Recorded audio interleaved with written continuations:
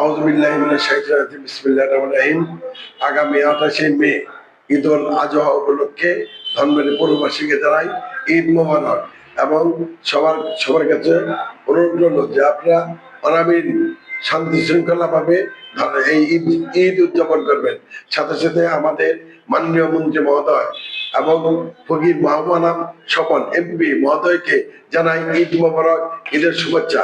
এবং সেই সাথে আমি আশা রাখি যে আমাদের ধানবাড়ি পৌরসভায় জাতীয় ঈদগাহ ময়দান, এই ঈদগাহ ময়দানে সকাল 8টার সময় ঈদের নামাজ অনুষ্ঠিত হবে।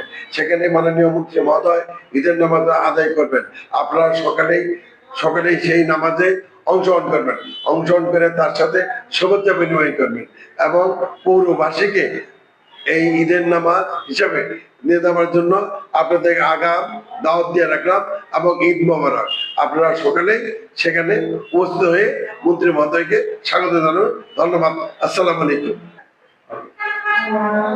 আগামী 28 মে মাননীয় মন্ত্রী মহোদয় ফকির মাহবুব স্বপন এমপি সাহেবের পক্ষ থেকে ধনবাড়ী পৌরবাসীকে জানাই আগাম ঈদ মোবারক, ঈদের শুভেচ্ছা এবং আশা রাখি আগামী পৌরসভা নির্বাচনে আমি একজন মেয়র প্রার্থী হিসাবে আপনাদের কাছে বিনীত অনুরোধ যে আপনারা সকালে আমার জন্য দোয়া করবেন। আমি যদি ইনশাল্লাহ মেয়র হতে পারি, ধনবাড়ী পৌরসভায় নাগরিক উন্নয়ন করব, মাদক দ্রব্য নিয়ন্ত্রণ করব এবং ধনবাড়ী পৌরবাসীর সেবাকে আরো সুন্দরভাবে আমি পালন করব। আপনাদের পাশে থাকবো।